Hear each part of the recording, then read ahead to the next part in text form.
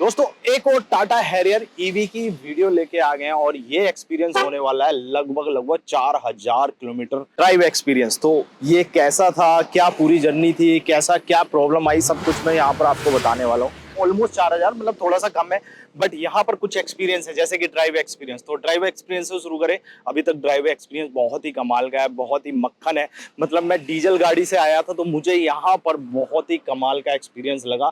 बहुत बढ़िया तरीके से चलती है, ऑटोमेटिक सब गियर शिफ्टिंग बहुत अच्छी तरीके से होती है। कोई भी प्रॉब्लम यहाँ पर हमें देखने को अभी तक नहीं मिली और ये बहुत इंटरेस्टिंग है। हालांकि कुछ इशू हमें आए हैं, वो भी वीडियो में बताने वाला हूँ कि क्या क्या इशू आए हैं चार्जिंग से रिलेटेड। तो पूरा का पूरा एक्सपीरियंस लगभग 4000 किलोमीटर तक का मैं आपको यहाँ पे शेयर करने वाला हूँ। सबसे पहले यहाँ पर बात करें चार्जिंग इंफ्रास्ट्रक्चर की, तो चार्जिंग इंफ्रास्ट्रक्चर वैसे मैं वीडियो बना चुका हूँ चार्जिंग इंफ्रास्ट्रक्चर की, बट यहाँ पर मैं चार्जिंग की आपको बताता हूँ कि हमने होम में ही ये चार्जिंग पॉइंट लगा रखे हैं। और दोस्तों वो जो है लगभग 3.1 चार्जिंग का है, मतलब स्लो चार्जर है, बट उसको जो है लगभग 24 आवर्स जो है चार्जिंग में लगते हैं और मेरे लिए सफिशिएंट है।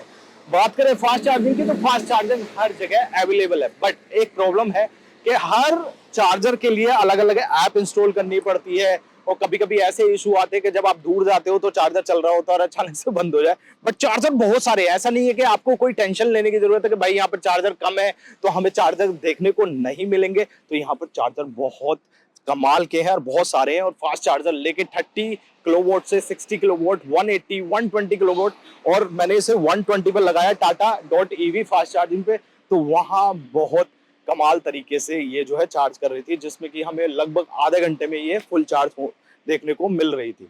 इसमें एक और कमाल का एक्सपीरियंस है जिसे कहते हैं ड्राइव पे। तो वो ड्राइव पे अभी तक चला नहीं था, बट ड्राइव पे एक दिन मुझे पता लगा, मैंने ओटीपी डाला तो वो चल पड़ा। और उसमें चार्जिंग इंफ्रास्ट्रक्चर का बहुत अच्छा था कि टाटा के चार्जर और बहुत अदर चार्जर्स भी थे, उन्हें वहीं से सीमलेसली पेमेंट कर सकते हैं, यूपीआई को ऑटोमेट कर सकते हैं, फास्ट टैग रिचार्ज, तो बहुत कमाल का था। बट कुछ दिन पहले वो फास्ट पे जो है मतलब अपने आप से, मतलब कुछ टाइम ऐसा हुआ कि वो रीसेट हो गया। रीसेट होने के बाद मैं ओटीपी कर रहा हूँ पिछले 24 घंटे से, 48 घंटे से, तो ओटीपी नहीं आ रहा। तो मतलब वो प्रॉपरली सही से काम नहीं कर रहा है। बट यहाँ पे अगर कुछ बात करूं मैं फीचर्स की, तो यहाँ पर जब पहली सर्विस हुई तो उससे पहले क्या होता था कि हम कोई भी सेटिंग इसमें करते हैं तो वो रीसेट हो जाती थी।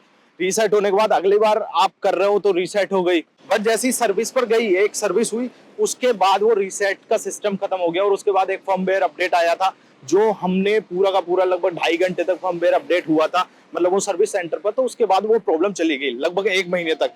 फिर 1 महीने बाद अचानक जो अभी दिल्ली एनसीआर में बारिश हुई थी, उस दिन ये बाहर खड़ी थी, ऐसा नहीं है कि पानी के अंदर खड़ी थी, बाहर खड़ी थी। जैसे ही मैं शाम को वापस आया तो वो सारा रीसेट हो गया था दोबारा से 1 महीने चलने के बाद। तो फिर से मुझे जो है पूरा सेटअप करना पड़ा। अब यहाँ पे एंड्रॉइड सिस्टम इसमें ऐसा होना चाहिए भाई, आप नंबर डालो, पूरी की पूरी सारी चीजें वापस आ जाए, तो वो चीजें हमें देखने को नहीं मिली, तो वो दोबारा से करना पड़ा। हालांकि ये सॉफ्टवेयर वाले इशू हैं तो अपडेट के बाद चेंज हो जाएंगे। दोस्तों कुछ प्रॉब्लम और हुई थी, जैसे फोब की वाली प्रॉब्लम थी, तो वो फोब की वाली प्रॉब्लम मैंने आपको पहली वीडियो वाली डाली थी, तो वहां पर वो सोल्व हो गई थी। जैसे ही हम सर्विस सेंटर पे गए उसके बाद अभी तक वो फोब की लगभग 1 महीना हो गया, अभी तक कोई भी प्रॉब्लम नहीं हुई है, तो वो रिजोल्व हो चुकी है।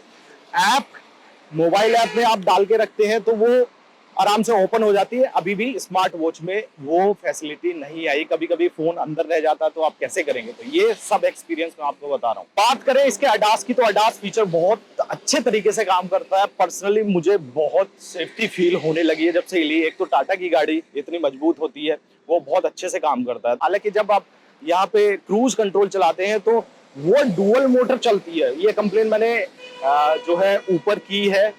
ऐसा होना चाहिए ना, डुअल मोटर हमें जब चाहिए तभी चलनी चाहिए, तो उससे इलेक्ट्रिसिटी ज्यादा कंजम्पशन होती है, तो उसकी वजह से इसका जो रेंज वो भी कम देखने को मिलता है। अगर दोस्तों रेंज टेस्ट की बात करें तो यहाँ पर हमें लगभग 420 किलोमीटर का इसका रेंज टेस्ट मिला, उससे ऊपर नहीं मिला। कोई भी कुछ भी कह रहा है नहीं मिला विद एसी। अगर एसी बंद कर देते हैं तो वो लगभग 500 किलोमीटर आराम से जाएगी। 430 मान के चलो एसी पे चल रही है, तो ये कोई भी बोल रहा है कि 500 किलोमीटर विद एसी चलेगी, तो नहीं चलेगी। ये रियल मेरा टेस्ट इस कार के साथ है, जो कि सफिशिएंट भी है, क्योंकि ये बहुत हैवी गाड़ी है।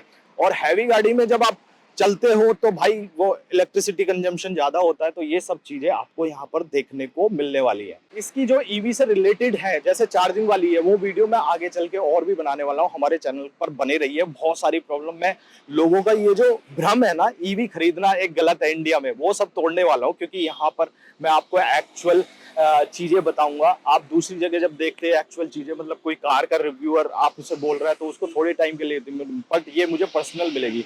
और मेरा जो पैशन था वो कार से रिलेटेड पिछले 2-3 साल से जाग गया है। तो मैंने सोचा कि क्यों ना ये 7 सेंस ऑटो के नाम से शुरू किया जाए चैनल, जो कि हमने शुरू किया क्योंकि हमारा 7 सेंस टैग के नाम से भी ये लगभग 1,32,000 सब्सक्राइबर है। तो वो टैग से रिलेटेड है, बट यहाँ पर डेडिकेटेड ये होगा स्पेशली ऑटो के लिए। तो ऐसा नहीं है कि ईवी वाली ही ऑप्शन आपको मिलेंगे, यहाँ पर बहुत सारे ऑप्शन और भी आपको ऑटो से रिलेटेड मिलने वाले हैं। तो ये बहुत इंटरेस्टिंग है आपके लिए। अगर ऑटो से प्यार करते हैं, ईवी खरीदने का सोच रहे हैं या दूसरी कार खरीदने का सोच रहे हैं, तो अब इस चैनल से जरूर जुड़िएगा। अब दोस्तों बात करते हैं सर्विस एक्सपीरियंस का। तो सर्विस जो टाटा के लोग खराब बताते हैं, पर्सनली मुझे तो अच्छा एक्सपीरियंस मिला। मतलब सर्विस सेंटर में बहुत अच्छे से सर्विस हुई, बहुत टाइम के अकॉर्डिंग सर्विस हो गई। उसके बाद हमने पिकअप कर ली, ये कर ली, चाहे आप पिक एंड ड्रॉप वाला ऑप्शन भी ले सकते हैं।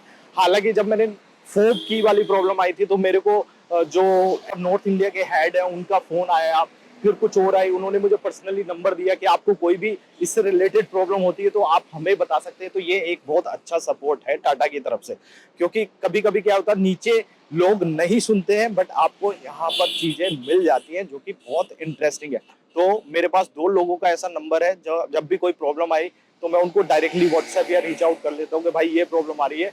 तो वो अगर कुछ प्रॉब्लम छोटी मोटी होती है जो मुझे नहीं समझ आ रही तो सॉल्व कर देते हैं वहीं पे वीडियो भेज के।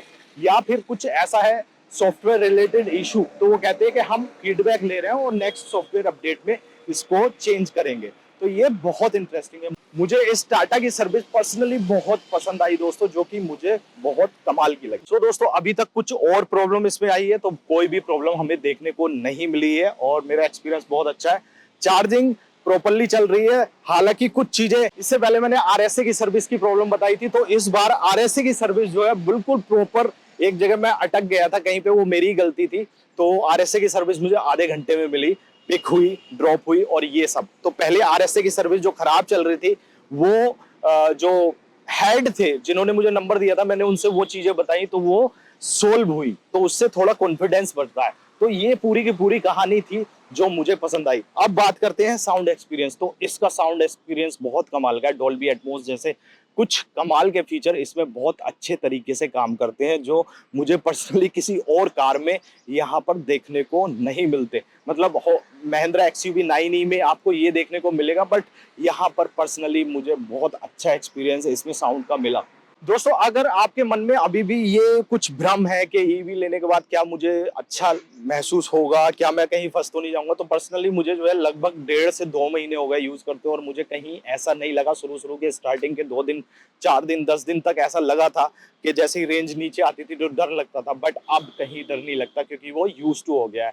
चार्जर बहुत सारे हैं, किसी भी उस पे जाओ। और आने वाले टाइम में मैं अलग अलग रोड के कोशिश करूंगा, अलग अलग हाईवे के, चाहे दिल्ली से चंडीगढ़ हो, चाहे दिल्ली से जयपुर हो, या कहीं भी हो जिसपे लोग बहुत ज्यादा यूज टू होते हैं, या दिल्ली से देहरादून, तो उनपे एक्सपीरियंस आपको बताने वाला हूँ कि चार्जिंग स्टेशन कैसे हैं। अभी जो मैंने एक वीडियो डाल रखी है वो डाल रखी है दिल्ली से मुरादाबाद के साइड में जाने, मतलब दिल्ली लखनऊ हाईवे पे, तो वो हमारे चैनल पर देख सकते हैं।